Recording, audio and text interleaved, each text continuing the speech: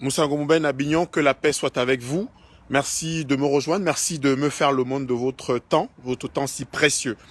Alors je fais cette vidéo pour féliciter et exprimer ma fierté et toute mon admiration à David Eboutou, qui vient d'être auréolé du titre de docteur ce soir, avec la mention très honorable et félicitations du jury à l'université de Yaoundé de Soie. Je suis fier de ce Camerounais, mais surtout de cet Africain, parce que je parle aux Africains en général, je parle à un Africain de manière particulière.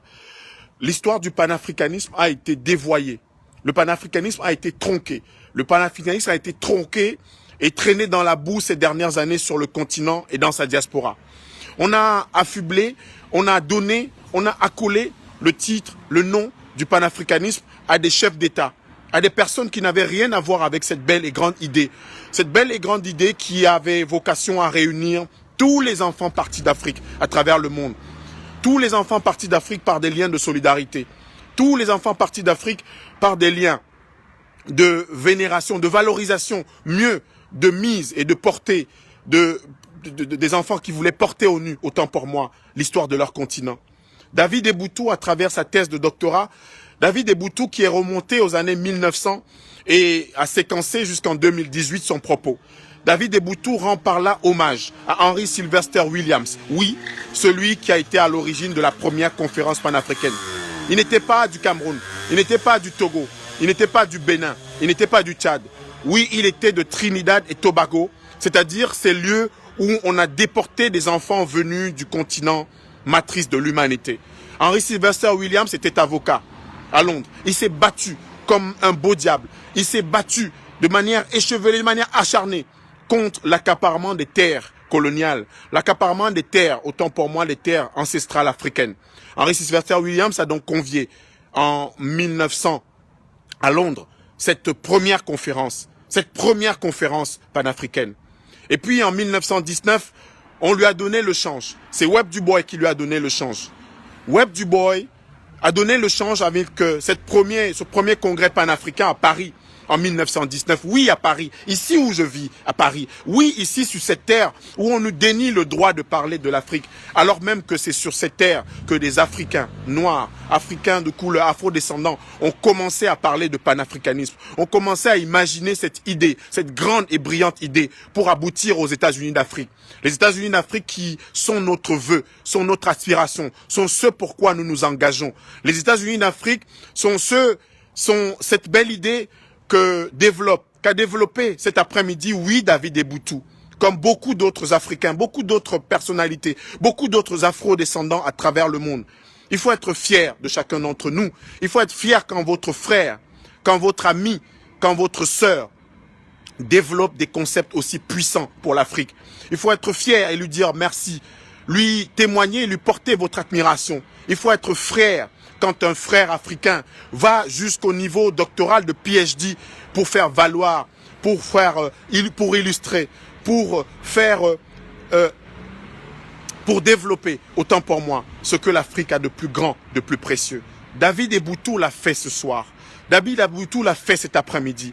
Et dans sa veine, dans son sillage, je dirais à ceux qui ont l'habitude de dévoyer l'idée panafricaine, d'aller lire cette thèse de doctorat, d'aller lire ce travail de David Eboutou, d'aller lire ce travail qui fait écho à celui de Cheikh Anta Diop dans la revue Alerte Tropique en 1948, quand il énonçait les grands principes de la Renaissance africaine. D'aller lire, effectivement, Issa Kosseme, ce Sud-Africain également qui a inspiré Cheikh Anta Diop en 1906, quand il a parlé de la régénération africaine, en fait, la base de cette question de renaissance africaine qui a été remise au goût du jour par un autre Sud-Africain, Thabo Mbeki, quand il est devenu président en exercice de l'Union africaine.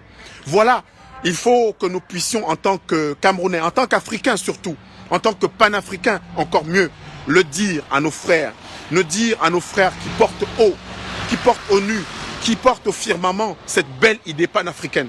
J'ai voulu faire cette vidéo en direct pour dire chapeau bas à mon frère David Eboutou. Parce que c'est ce que nous devons faire entre Camerounais. C'est ce que nous devons faire entre Africains. Quand un Africain se lance sur le sillon, sur le sillage de ceux qui nous ont initiés, de ceux qui nous ont donner cette sève, de ceux qui nous ont nourris au lait de la belle Afrique, eh bien, il faut être en mesure de leur dire, oui, frère, oui, mon cher ami, oui, tu as toute notre admiration. Et avec David Eboutou comme d'autres, nous ne devons pas en rester là. Nous devons porter cette idée panafricaine au plus haut. Nous ne devons plus laisser l'idée panafricaine être travestie par des chefs d'État sur le continent. Non, un chef d'État qui a été installé par la France n'est pas un panafricain. Un chef d'État qui sert les intérêts étrangers n'est pas un panafricain. Ces chefs d'État qui utilisent le panafricanisme quand ils sont mis en mal, quand ils perdent des élections ou quand ils sont menacés par des opposants, ne sont pas des panafricanistes. Le panafricanisme n'est pas l'apanage des dictateurs. Le panafricanisme n'est pas l'apanage des tyrans. Le panafricanisme n'est pas l'apanage de ceux qui veulent mettre l'Afrique en coupe réglée pour leurs intérêts personnels.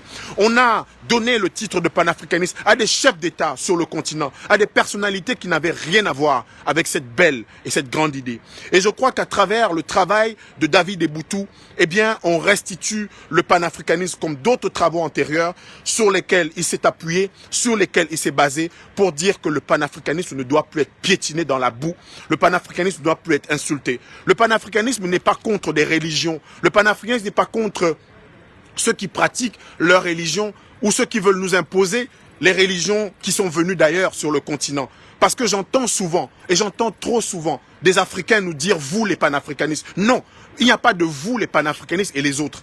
L'idée panafricaine n'est pas celle d'un groupe de sectaires, n'est pas celle de gens qui sont perdus dans leurs idées illuminatives, dans leurs idées qui n'ont rien à voir avec la réalité. L'idée panafricaine, justement, et très précisément, c'est de restituer à l'Afrique son âme. L'idée panafricaine, c'est de restituer à l'Afrique tout le corpus, tout ce qui a été évidé, tout ce qu'on a pris au continent africain en termes de symboles, en termes d'âme, en termes d'extraction d'hommes, de femmes, d'enfants, en termes d'extraction d'intelligence, des formes abouties, de beauté, de science, de technologie, qui se sont retrouvées à travers le monde sous d'autres noms, qui se sont retrouvées à travers le monde sous d'autres religions. Oui, cette belle idée panafricaniste, nous la défendrons. Nous la défendrons toujours, et corps et âme, contre ceux qui nous affublent de titres absolument ridicules, parfois, contre ceux qui nous affublent de types absolument risibles parfois, mais nous l'acceptons. À partir du moment où des frères et des sœurs, des frères comme David Eboutou, portent cette idée de manière grande, de manière glorieuse, de manière valeureuse, eh bien, je m'arrête, je marque un temps d'arrêt pour dire merci David Eboutou, merci d'avoir remis le panafricanisme au centre du jeu, parce que c'est de cela qu'il s'agit. L'Afrique, le Cameroun par conséquent, ne s'en sortiront que quand la substantifique Moël, l'essence du panafricanisme seront enseignées dans toutes les écoles du Cameroun, toutes les écoles du Tchad, toutes les écoles du Cap au Caire, toutes les écoles de Dakar à Djibouti. Oui, parce que l'œuvre de Cheikh Anta Diop, l'œuvre d'Isaac Osémé, l'œuvre d'Henry Sylvester Williams, l'œuvre d'Anténor Firmin, l'œuvre de Webb Dubois, l'œuvre de Marcus Garvey, cette belle œuvre, ce beau travail, chaque Africain, chaque personne noire, chaque afro-descendant dans le monde doit en savoir, doit le lire. Autant que nous lisons la Bible, autant que nous lisons le Coran, autant que nous lisons les livres venus d'ailleurs, autant que nous acceptons tout ce qui vient d'ailleurs sur le continent, oui, nous devons sur notre continent apprendre notre propre histoire et par nous-mêmes. Et je sais que l'historien, le docteur, le titulaire de PhD qui est devenu David Eboutou saura se mettre sur le chemin de cette belle et grande œuvre. Moussa Ngomben Abignon, que la paix soit avec vous.